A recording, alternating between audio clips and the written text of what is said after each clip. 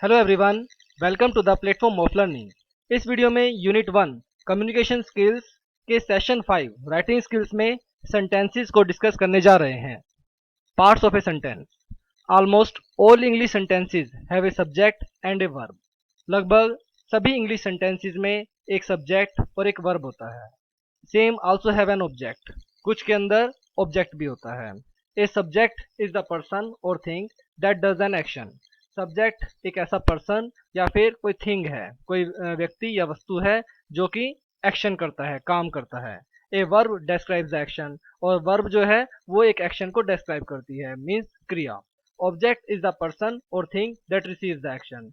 Object ऐसा person है या फिर कोई वस्तु है जिस पर कोई एक्शन किया जाता है, वो रिसीव करती है। For example, read aloud the simple sentence Divya reads a book, means Divya book पढ़ती है। तो दिव्या क्या हो गई? सब्जेक्ट। रीड्स एक वर्ब हो गई और ए बुक हो गया ऑब्जेक्ट। तो इसके के साथ एक टेबल और दिखा रखी है, इसके अंदर कुछ पार्ट्स ऑफ ए सेंटेंस के साथ एग्जांपल दे रखे हैं।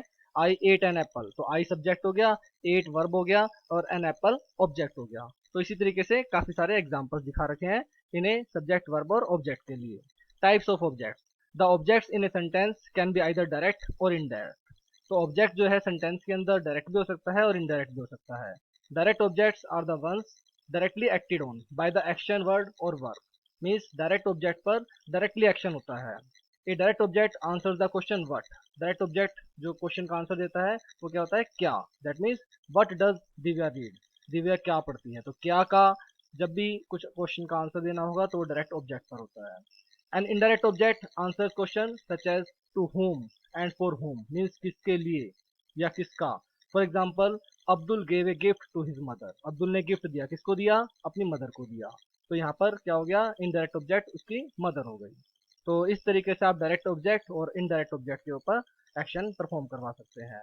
यहाँ पर जैसे एक और एग्जांपल है, संजय बोट वेजिटेबल्स। तो बोट तो वर्ब हो गया, वर्ब प्लस व्हाट, क्या खरीदा उसने? वेजिटेबल्स खरीदी। तो डायरेक्ट ऑब्जेक्ट हो गया वेजिटेबल्स। इसी तरीके से Fatima and Sonia played tennis. तो प्लेड तो वर्ब हो गया, खेला, प्ले मीन्स खेला, कि उन्होंने क्या खेला? टेनिस खेला। तो क्या हो गया? मीन्स डायरेक्ट ऑब्जेक्ट हो गया टेनिस। अब हम देखते हैं इनडायरेक्ट ऑब्जेक्ट के लिए भी। ही ऑफर्ड मी एन ऑरेंज। उसने मुझे ऑफर किया। ऑफर्ड वर्ब हो गया, क्या हुआ? ऑफर क्या किया? ऑरेंज। तो हुम किसको किया? मी, मीन्स मुझे।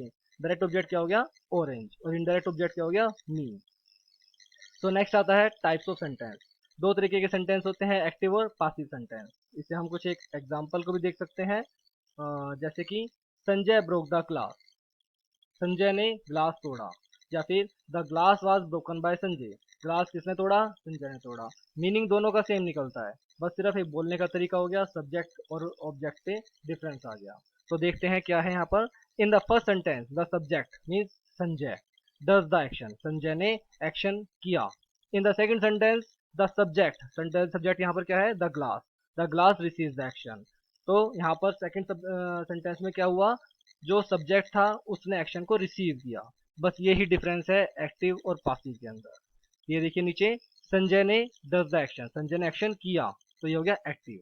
यहाँ पर क्या हो गया? सब्जेक्ट द ग्लास, ग्लास ने एक्शन रिसीव किया, तो ये क्या बन गया? पासिव। तो sentences where the subject does an action are known to be in the active voice. जब सब्जेक्ट अगर एक्शन परफॉर्म करता है तो वो बन जाता है active voice. Sentences in which the subject receives an action are known to be in the passive voice. अगर सब्जेक्ट एक्शन रिसीव करता है तो वो बन जाता है passive voice. For example, she wrote a letter. उसने लेटर लिखा। तो शी क्या बन गया यहाँ पर? डायरेक्टली, जिसके ऊपर सब्जेक्ट एक्शन परफॉर्म कर रहा है, तो यहाँ पर हो गया एक्टिव वॉइस। अब इसी को अगर हम पासिव में लिखते हैं तो a letter was written by her. तो लेटर ने एक्शन रिसीव किया, इसलिए बन गया पासिव सेंटेंस। तो नेक्स्ट आता है types of sentence according to their purpose. Purpose के अकॉर्डिंग सेंटेंस हम देख सकते हैं कितने टाइप्स के होंगे। तो इसके भी देखते हैं हम कुछ एग्जांपल के साथ।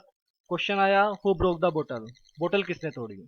स्टेटमेंट क्या आई? संजय ब्रोक द बोतल। मीन्स पर्पस क्या हो गया? आप क्वेश्चन देखिए, स्टेटमेंट जो है, सेंटेंस है, वो पर्पस के अकॉर्डिंगली भी चेंज हो रहा है। तो संजय ब्रोक द बोतल, आंसर आया। अब इसके बाद रिएक्शन आया, नो आई डिड नॉट, नहीं मैंने नहीं तोड़ी। अब अगला ऑर्डर आया, पिक अप द पीसीज, जो भी बोतल के टुकड़े हैं उन्हें उठाओ।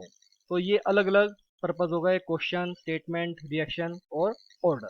तो अब इसके अकॉर्डिंगली हम यहाँ पर देखते हैं सेंटेंस के टाइप। तो सबसे पहला है स्टेटमेंट और डिक्लेरेटिव सेंटेंस।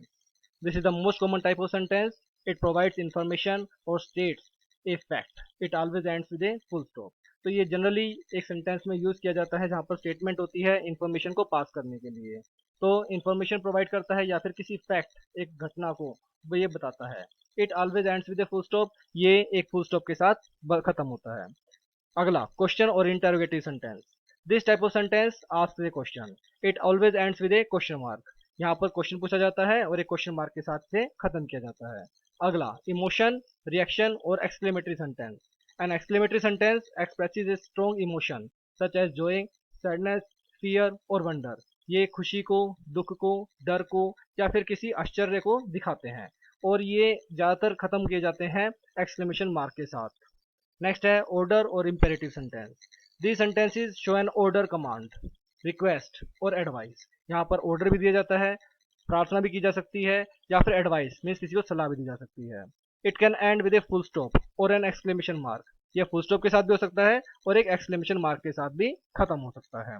तो इसके भी कुछ एग्जांपल्स दे रखे हैं यहाँ पर, आप इसे पढ़ सकते हैं। Next paragraph.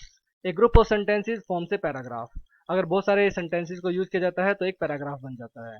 While writing a paragraph make sure the sentence have a common idea. जब भी आप पैराग्राफ बना रहे हैं मीन्स इंग्लिश सब्जेक्ट के अंदर आपके पास एक बार पैराग्राफ लिखने के लिए भी एक क्वेश्चन जरूर आएगा। वहां पर आपको एक चीज का ध्यान रखना है कि आपके सेंटेंसेस का आइडिया कॉमन होना चाहिए। अगर माई काऊ के ऊपर पैराग्राफ लिखने के लिए आया है तो उसमें ऐसा नहीं कि आप माई बेस्ट फ्रेंड का भी लिखना शुरू कर दें या फिर माई सिटी के ऊपर लिखना शुरू कर दें, माई मदर के ऊपर लिखना शुरू कर दें। तो आइडिया कॉमन रहना चाहिए। For example, if you are writing about your school, the first paragraph can be of sentence about the name, location, size and other such details. In the next paragraph you can use substances to describe what you like about your school. Means अगर आप school के बारे में लिख रहे हैं तो पहले आप स्टार्टिंग कीजिए स्कूल के नाम से, लोकेशन से, और उसके बाद धीरे धीरे आपको क्या अच्छा लगता है स्कूल में और क्या नहीं लगता। ऐसा नहीं कि उसके बारे में अपने गांव के बारे में लिखना शुरू कर दें। तो आपका एक कॉमन आइडिया रहना चाहिए अपने प्रॉपर पैराग्राफ लिखते हुए।